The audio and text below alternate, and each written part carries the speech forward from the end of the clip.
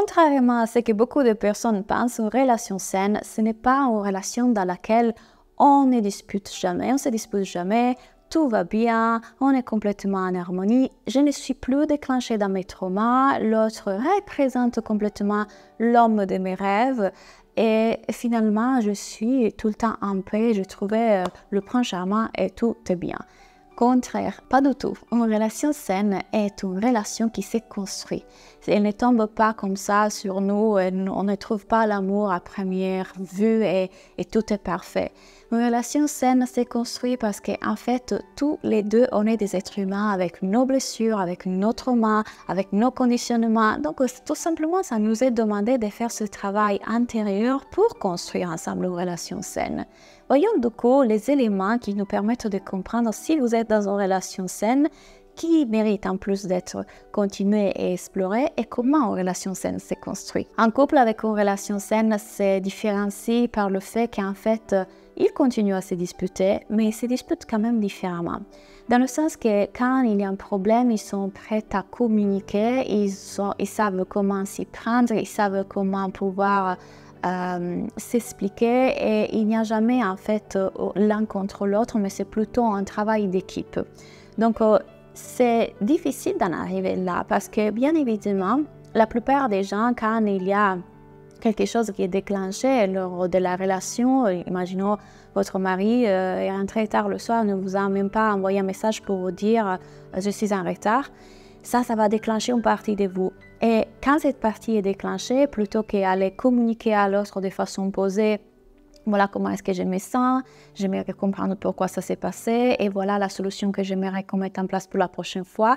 Cette partie, si elle n'est pas en fait écoutée de votre part, pas de votre mari, si elle n'est pas guérie, ce qu'elle va faire, elle va prendre tout le dessus et elle va exploser. Une partie, par exemple, colérique qui protège en réalité une partie triste derrière. Donc, vous créez un conflit. Ça, c'est un travail que chacun des deux parties devrait apprendre à faire, d'aller explorer à l'intérieur de soi, aller explorer ce qui se passe à l'intérieur pour ne pas vomir quelque part ou projeter toutes ces émotions sur l'autre. Donc ça, c'est la première chose. Or, je ne veux pas non plus que vous pensiez qu'en fait, un couple sain n'a jamais des moments dans lesquels ces parties peuvent reprendre dessus. Ça peut arriver complètement parce qu'encore on est des êtres humains.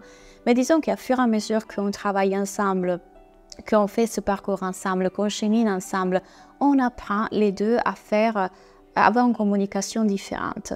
Dans une relation saine, chacun prend ses responsabilités, chacun part de soi. C'est-à-dire, encore une fois, quand moi je suis énervée avec mon partenaire, je vais regarder quelle est la partie en moi qui est en train d'être vraiment réveillée. Et c'est à moi de faire ce travail d'aller calmer, parler, rassurer, guérir cette partie. Je ne peux pas demander à mon partenaire d'être le responsable de mes émotions. Mon partenaire peut être cet espace dans lequel il y a un environnement sécurisant, dans lequel moi je peux faire ce travail de guérison, moi je peux me sentir bien, je sais que je serai toujours accueillie, toujours acceptée, toujours aimée pour qui je suis, mais à la fois c'est à moi d'aller reprendre la responsabilité de ce qui se passe à l'intérieur de moi et de ne pas demander à l'autre de le faire. Et du coup, tous les deux, on est en train de faire ce travail. Ce qui m'amène à vous parler du coup de l'autre partie qui est encore une fois d'avoir un espace de sécurité. Dans une relation saine, on a été capable de créer un attachement sécurisant. J'ai fait une vidéo sur les styles d'attachement anxieux, fuyant, désorganisé et sécurisant. Je vous la mettrai quelque part, vous la retrouvez en tout cas dans ma chaîne. Et je vous explique en fait les différents styles d'attachement qui peuvent se vérifier dans un couple. Et dans une relation saine, on a été capable de créer un attachement sécurisant. Donc, c'est-à-dire qu'il n'y a pas un qui essaie de fuir et l'autre qui essaie d'être attaché. Il n'y a pas de oui-non.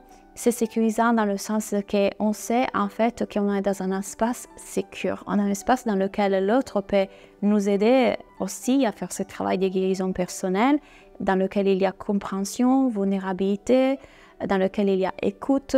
Donc, c'est complètement différent. Donc, ce qui m'amène à la dernière, les bases d'une relation saine, c'est de l'honnêteté du respect, une bonne communication, du soutien, le partage des mêmes valeurs et la volonté des deux parties de faire un travail personnel sur soi.